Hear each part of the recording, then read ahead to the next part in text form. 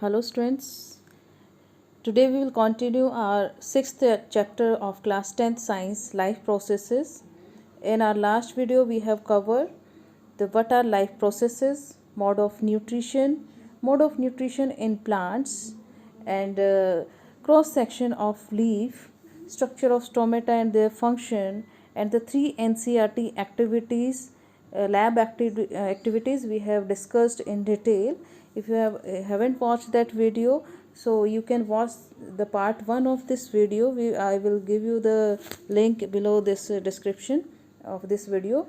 Now today we will discuss about the nutrition in amoeba. This is a very important topic, and sometimes it will directly come the 3 marks question directly explain nutrition in amoeba. So let us start how the nutrition occur in amoeba. As you know that amoeba is a unicellular organism. जो amoeba है वो belong करता है protista kingdom से. जो protista kingdom के जो animals हैं वो मेनली यूनिसेलुलर होते हैं. And what are unicellular? Unicellular वो ऑर्गेनिजम्स होते हैं जो सिंगल सेल के बने होते हैं, जो एक ही सेल के बने होते हैं. उन एनिमल्स को हम बोलते हैं यूनिसेलुलर ऑर्गेनिजम्स. उसमें हमारे आ जाते हैं अमीबा, पैरामीशियम, यूगिलिना और लेशमेनिया. सो all these organisms are belongs to the kingdom protista, but in our syllabus digestion process in detail is only for amoeba. So amoeba, first of all, amoeba is a unicellular organism. जो और amoeba है वो दोनों पे ही depend होता है अपने food के लिए, प्लांट्स और animals as a food. It is omnivorous which can eat plants as well as animals. हम भी जो है omnivorous हैं, हम भी जो है वेज और नॉन वेज दोनों ही हैं. हम जो है वेजिटेरियन भी हैं, प्लांट से भी अपना फूड ऑब्टेन करते हैं और एनिमल से. तो जो अमीबा है वो भी जो है अपना जो फूड है वो प्लांट से भी लेता है और एनिमल से भी लेता है, जो कि वाटर के अंदर फ्लोट करते हैं. अमीबा जो है वाटर में मिलता है. जो प्रोसेस है अमीबा की फूड ऑब्टेन करने की, उस प्रोसेस को हम बोलते हैं फेगोसाइटोसिस. क्या बोलते हैं? Phagocytosis. The process of obtaining food by amoeba is called phagocytosis. This is a very important term. What is the process called phagocytosis या फिर define phagocytosis. The process of obtaining food by amoeba is called phagocytosis. जो amoeba का mode of nutrition है that is holozoic. Holozoic mode of, जो हमने last time mode of nutritions पढ़े थे, तो मोड ऑफ न्यूट्रिशन में हमने देखा था तो mode of nutrition is of 2 types. Mode of nutrition जो है 2 टाइप का था. एक था ऑटोट्रॉपिक और दूसरा था हमारा हिट्रोट्रॉपिक. जो हिट्रोट्रॉपिक था वो फर्दर हमारा 3 टाइप्स का था. जो हिट्रोट्रॉपिक था फर्दर 3 टाइप्स का था. First is saprophytic mode of nutrition, second parasitic और होलोजोइक मोड ऑफ न्यूट्रिशन. तो जो अमीबा का है that is holozoic mode of nutrition. तो होलोजोइक मोड ऑफ न्यूट्रिशन वो होता है, हमने लास्ट वीडियो में पढ़ा है कि होलोजोइक मोड ऑफ न्यूट्रिशन जो ऑर्गेनिज्म अपना जो फूड है वो सॉलिड फॉर्म में इंटेक करते हैं, कॉम्प्लेक्स फॉर्म में इंटेक करते हैं.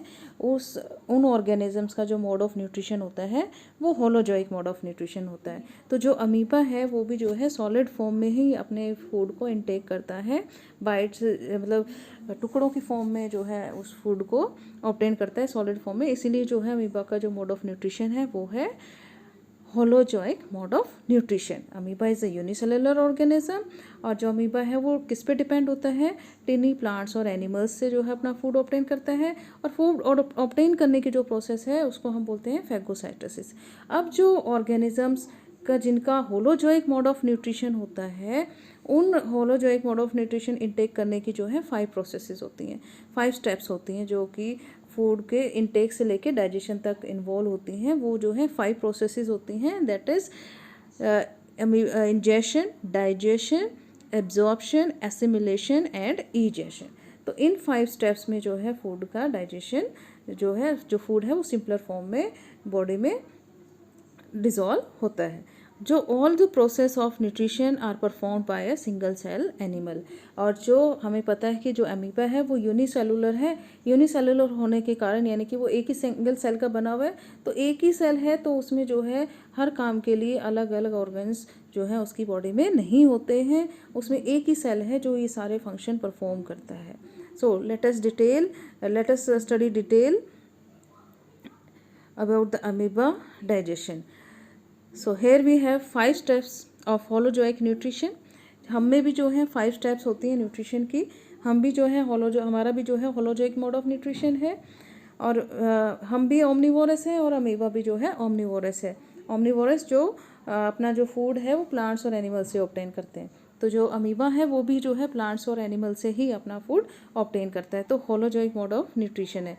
तो होलोजोइक कि जो मोड ऑफ न्यूट्रिशन जिनका होता है उनकी जो डाइजेशन की है वो 5 प्रोसेस होती हैं, जो 5 प्रोसेस इन्वॉल्व होती हैं उनके न्यूट्रिशन में। First is ingestion, digestion, absorption, assimilation, egestion. तो जब भी हमारा क्वेश्चन आता है explain the various step involve in the digestion of food in amoeba, then we have to explain these 5 processes, and these are very important. Sometimes the single term also come in 1 mark, but basically it comes in 3 marks direct question. Explain the nutrition process in या फिर digestion process of amoeba. So we have to learn all these 5 processes. Let us discuss in detail. In these 5 steps what will happen. First step is ingestion. Ingestion, taking in complex organic food through the mouth. जो है ये mouth से शुरू होती है, जब हम खाना मुंह में डालते हैं तो ये वहाँ से स्टार्ट हो जाती है। जो प्रोसेस है मुंह में खाना लेने की उसको बोलते हैं इंजेशन। डाइजेशन, जब फूड मुंह में जब हमने ले लिया उसके बाद जो है उसकी डाइजेशन होती है। कॉम्प्लेक्स फूड को जो है सिंपलर फॉर्म में कन्वर्ट किया जाता है by the action of enzymes. उसके बाद होती है एब्जॉर्प्शन। अब जो फूड डाइजेस्ट हो गया है उसको वेरियस पार्ट्स तक पहुंचाने का, यानी कि ब्लड के जब वो ग्लूकोज फॉर्म में आ जाता है फूड, हमारी बॉडी जो है उसको ट्रांसपोर्ट करती है ब्लड के through to the various parts of the body through the blood vessels. So वहाँ पे क्या कौन सी प्रोसेस होती है, जब फूड एब्जॉर्ब होता है ट्रांसपोर्ट होता है to the various parts of the body, that is absorption. Then assimilation, अब जो सेल्स तक फूड पहुँच गया है वो यूटिलाइज होता है काम करने के लिए, उस प्रोसेस को बोलते हैं एसिमिलेशन। उसकी ग्रोथ के लिए, उसकी एक्टिविटीज़ के लिए जो फूड यूज़ हो रहा है, that process is known as utilization. Utilization क्या होता है, the absorb food for various metabolic processes, कि जो भी वो काम करेगा वो एनर्जी फॉर्म में जो यूज़ हो रही है, that is assimilation. Then egestion, egestion means the expelling out of undigested food. This is the last process, that is egestion. Egestion means expelling out of the undigested food. जो food digest हो गया है, absorb हो गया है, उसके अलावा जो food का part जो digest नहीं हो पाया है, left रह गया है, undigested food हम जिसको बोलते हैं, जो digest नहीं हुआ, वो undigested food को body से remove करने की जो process होती है उसको हम बोलते हैं egestion. Now we will understood these 5 processes by the help of diagram. Here we have a diagram of amoeba.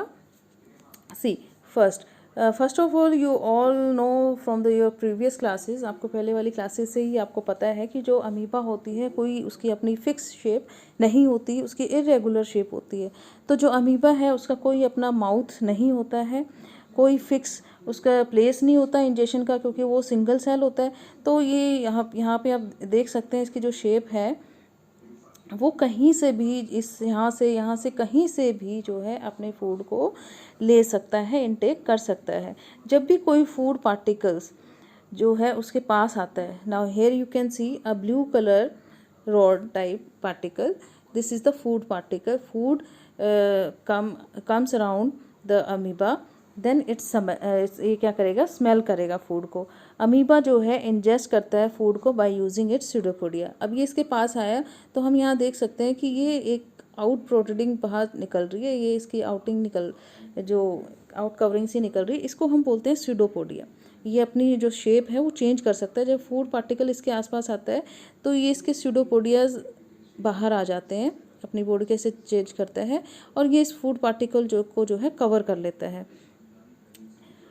Cover करेगा। और फूड पार्टिकल जो है इसके इसको अपने दोनों सूडोपोडिया से कवर करेगा और ये एक फूड वैक्यूल बन जाएगी।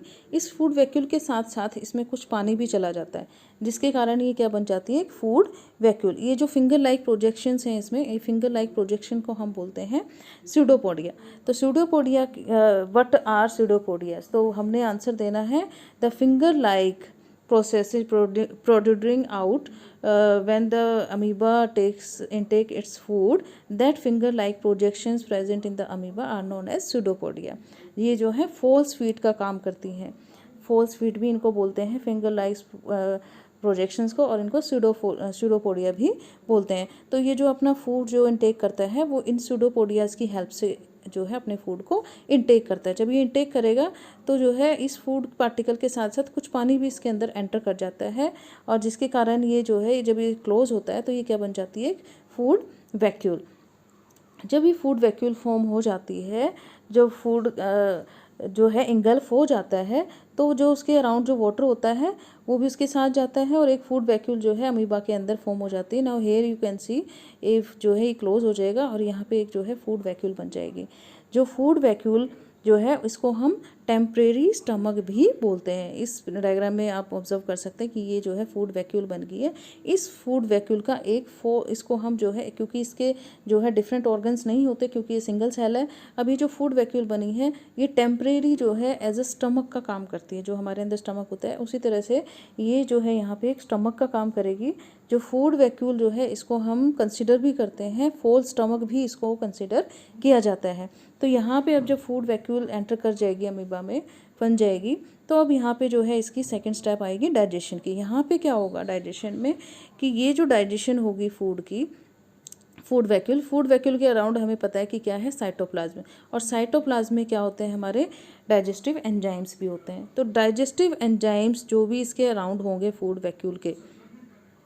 वैक्यूल के अराउंड जो भी डाइजेस्टिव एंजाइम होंगे वो इस फूड वैक्यूल के अंदर चले जाएंगे, इसके अंदर एंटर कर जाएंगे। साइटोप्लाज्म से जो है वो फूड वैक्यूल के अंदर, साइटोप्लाज्म से जो है एंजाइम जो है वो फूड वैक्यूल के अंदर एंटर कर जाएंगे और वैक्यूल के अंदर जो फूड है उसको ब्रोक डाउन करेंगे स्मॉल सोल्यूबल मॉलिक्यूल्स में। जो सॉलिड फॉर्म में जो पार्टिकल आया है उसको ब्रेक डाउन करेगा। कौन ब्रेक डाउन करेगा, डाइजेस्टिव एंजाइम उसको ब्रेक डाउन करेंगे स्मॉल सोल्यूबल मॉलिक्यूल्स में बाय द केमिकल रिएक्शन। तो यहाँ पे जो है फूड वैक्यूल के अंदर उस फूड की जो है डाइजेशन हो जाएगी by the activity of, by the chemical reactions of digestive enzyme. तो यहाँ पे जो है सेकंड स्टेप में फूड की डाइजेशन हो जाएगी। नाउ द थर्ड स्टेप, अब जो है जो फूड डाइजेस्ट हो गया है, here we have form the simpler form of digestive food in dots form we can see here digestive food. Now here you have observed in digestion this solid form of food enter. Now after the action of enzymes it break down into simpler form, dots form में ये आ गया है। अब ये जो है food जो कि डाइजेशन जिसकी होगी है, अब ये जो है एब्जॉर्प्शन में आ गया है। डाइजेस्टेड फूड जो कि प्रेजेंट था फूड वैक्यूल में, वो जो कि अमीबा से जो है वो directly into the cytoplasm of amoeba से जो है वो सेल में डिफ्यूज़ हो जाएगा। सारे जो इसके बॉडी पार्ट्स हैं वो इसमें सारे में डिफ्यूज, फूड डाइजेस्ट होने के बाद फूड वैक्यूल से जो है वो फूड सारे इसके साइटोप्लाज्म में डिफ्यूज़ हो जाएगा, सारे इसकी बॉडी में पहुंच जाएगा डाइजेस्टेड फूड। उसके बाद है हमारी जो डाइजेस्टेड फूड है वो स्प्रेड आउट हो जाएगा, क्योंकि इसमें ब्लड वेसल्स तो है नहीं कि जो डाइजेस्टेड फूड को वेरियस पार्ट्स तक लेके जाएंगे। इसके वेरियस पार्ट्स भी नहीं है क्योंकि एक सिंगल सेल है। तो ये जो है डायरेक्टली स्प्रेड हो जाएगा इसके पूरी बॉडी में, वैक्यूल से पूरी बॉडी में अमीबा सेल में जो है ये एब्जॉर्ब हो जाएगा सारा फूड, और जो फूड वैक्यूल जो है वो डिसअपियर हो जाएगी। अब यहाँ पे जो है एब्जॉर्प्शन के बाद प्रोसेस है हमारी एसिमिलेशन। एसिमिलेशन में क्या होगा कि जो फूड पूरी बॉडी में पहुंच गया है अब उसका यूटिलाइजेशन होगा। यूटिलाइजेशन मीन्स अब रेस्पायर करेगा, ऑक्सीजन इन आएगी, ग्लूकोज ब्रेकडाउन होगा, जो उसकी बॉडी की ग्रोथ है, ग्रोथ और डेवलपमेंट में जो है वो डाइजेस्टेड फूड हेल्प करेगा। और जो भी इसकी एक्टिविटी है मूव करने में, जो भी एक्टिविटीज़ है रेस्पायर करने में, मूव करने में और इसकी ग्रोथ होने में, डेवलपमेंट में जो भी एक्टिविटी हैं वो सारी इसमें परफॉर्म होंगी, यानी कि यूटिलाइजेशन होगा उस एनर्जी का। एब्जॉर्ब्ड फूड का जो है यहाँ पे यूटिलाइजेशन होगा एसिमिलेशन में. Assimilation means utilization of that food, digested food. Absorb हो गया, absorb means circulation of digested food, and assimilation means the utilization of that digested food by the organism body. अब जो है ये जो अमीबा है वो ग्रो कर जाएगा फुल साइज़ में, और उसके अंदर जो अनडाइजेस्टेड फूड स्टोर हो जाएगा काफ़ी मात्रा में, उसका साइज़ बिग हो जाएगा, तो कहीं से भी जो है उसकी जो बॉडी है वो एक्सपेल आउट हो जाएगी, और वहाँ से क्या होगा, जो फूड है, जो वेस्ट है, अनडाइजेस्टेड फूड है, वो एक्सपेल आउट हो जाएगा. क्योंकि इसका कोई फिक्स ऑर्गन्स इसके पास नहीं है, तो कोई स्पेशल ऑर्गन जो एनएस लाइक ऑर्गन इसके पास नहीं है रिमूव करने के लिए अनडाइजेस्टेड फूड को, तो ये जो है कहीं से भी अपना फूड जो है एक्सपेल कर देगा, expel from its body, from anywhere of its body. कहीं से भी अपनी बॉडी से उस अनडाइजेस्टेड फूड को वो एक्सपेल कर देगा. वहाँ से जो कहीं से भी उसकी स्किन रप्चर होगी, और वहाँ से वो जो अनडाइजेस्टेड फूड है वो बॉडी से बाहर निकलेगा. So here we have the 5 steps. First is ingestion, then digestion. Ingestion में फूड का टेक करना, डाइजेशन में एक्टिविटी ऑफ एंजाइम से जो है फूड का सिंपलर फॉर्म में कन्वर्ट करना. एब्जॉर्प्शन मीन्स बॉडी में सर्कुलेट करना डाइजेस्टेड फूड का. Assimilation means utilization of the digested food, and egestion means the removal of undigested food from the body. So in amoeba we have learned the full process of digestion of food. First amoeba intake its food किसकी help से लिया, pseudopodia की help से, extension of cell membrane, and that extension of cell membrane को हम क्या बोलते हैं, स्यूडोपोडिया.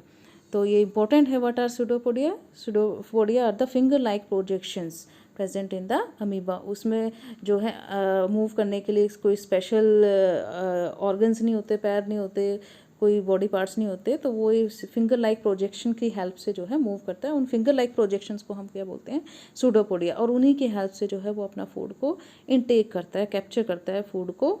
जब उसको स्मेल आती है राउंड की, को उसके आसपास कोई फूड पार्टिकल है, तो जब उसको स्मेल आती है तो वो अपने प्रोजेक्शंस को जो है स्यूडोपोडियास को एक्सटेंशन करके उस फूड को कैप्चर करता है. उसके बाद फूड वैक्यूल बनती है. फूड वैक्यूल में जो है डाइजेस्टिव एंजाइम्स की हेल्प से जो है फूड डाइजेस्ट होता है.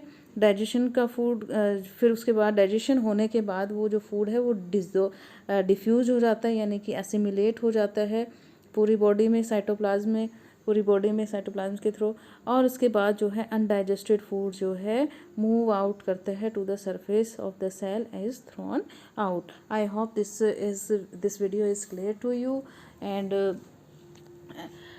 you like that video, and if you like this video, don't forget to subscribe my channel and watch. If you haven't watched my first part, then you must watch the first part of that video, which cover all the NCERT contents. So thank you so much.